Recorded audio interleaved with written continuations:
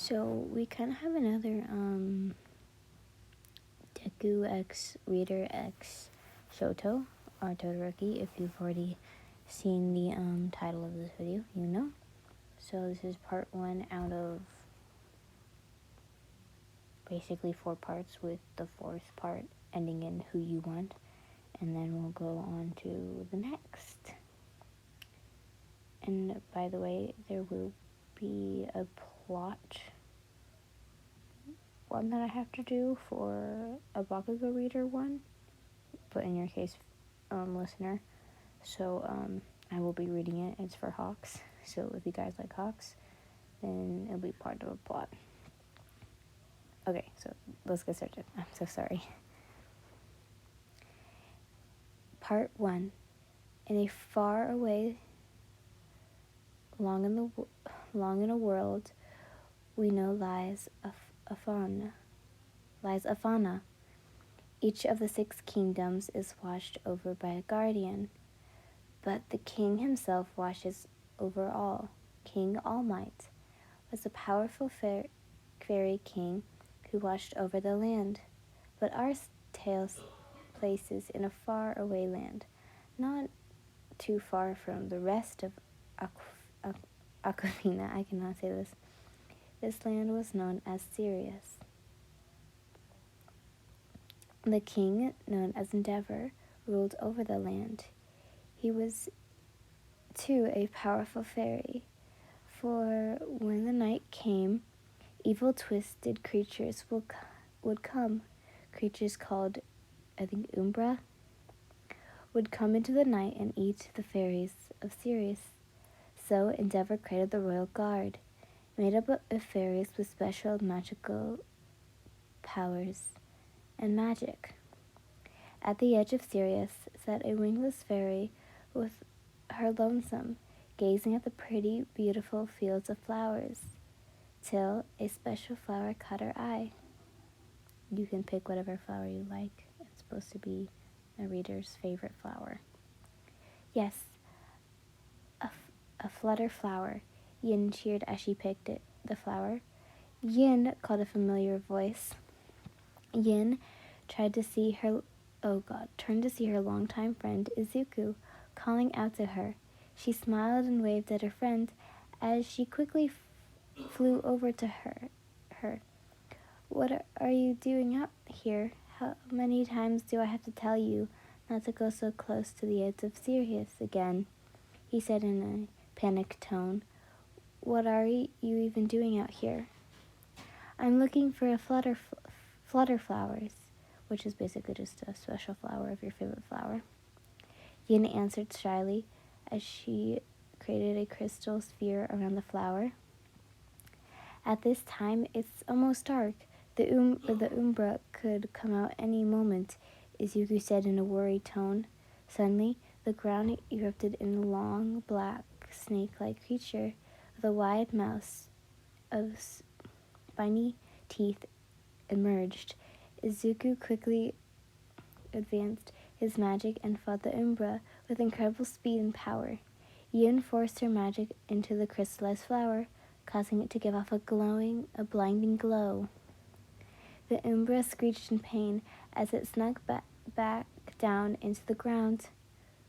We need to go now, Izuku said as he quickly picked up Yin bridal style. He quickly flew her back to the kingdom, and the guards were evacuating everyone into their homes or somewhere deeper in the village.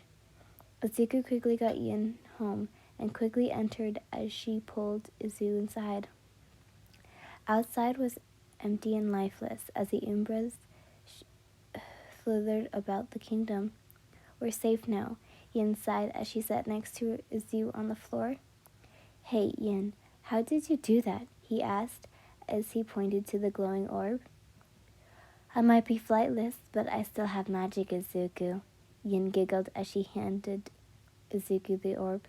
Amazing, Izuku said in awe as his eyelids started to get heavy. As his head leaned into Yin's shoulder. Good night, Izuku. Yin yawned as she kissed Izuku's cheek. Izuku, it's time to wake up, a voice shouted. Izuku shot awake as he quickly realized how close Yin's face was to his. Yin, I'm awake, Izuku squeaked with a cherry red face. We're going to be late. Could you give me a lift to the castle? Yin said in a panicked voice. Of course, Izuku stuttered as he picked her up bridal style. Using his magic to zip through the air and straight to the palace, Izuku is part of the royal guard, while Yin is a simple maid in the castle. Then give it a lift, Izuku, Yin thanked as she waved him goodbye. I'll pick you up later, Izuku called out as he flew off. With haste, Yin quickly ran into the palace, to the kitchen and servants' common room.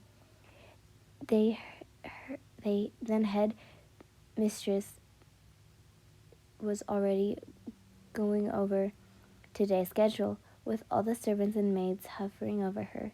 Yin silently entered the room and pretended she was present the entire time. As she listened, she could hear whispers and giggles. She knew all too well. Fairies and the smaller pixies would always pick on her for being a wingless fairy.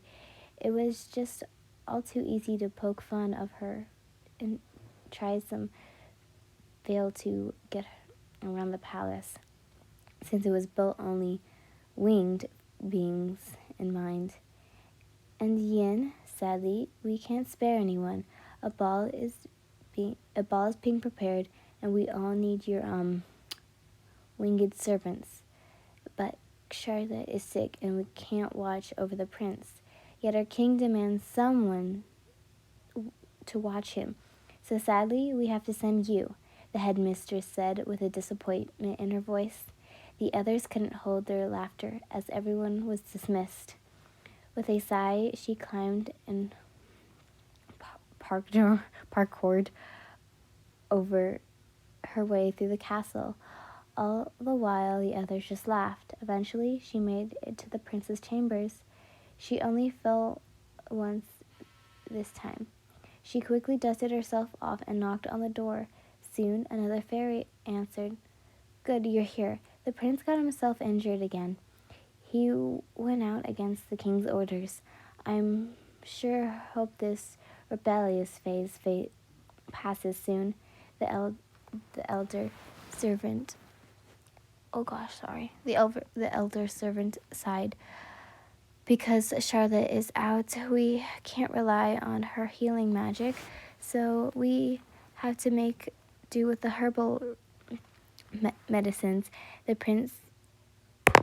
Oops, I dropped my mic. The prince sneaked out again and got himself hurt. Oh my god, I'm reading the same thing. I'm so sorry. I feel so dumb. No, I'm reading it. Oh, I'm sorry. Go see to him, the elder servant ordered. Oh, just heads up. You must be by the prince's side always, and he is a tendency to run off, so good luck. With a sad sigh, she entered the room. In the room was a large bed. On it lay the prince, face down on his pillow. On his back was many large slash wounds. On the nightstand next to him was a bowl of healing goo. And as Yin approached, her eyes landed on the prince's beautiful red and blue wings. Who are you? Where is Charlotte? The prince asked with a groan.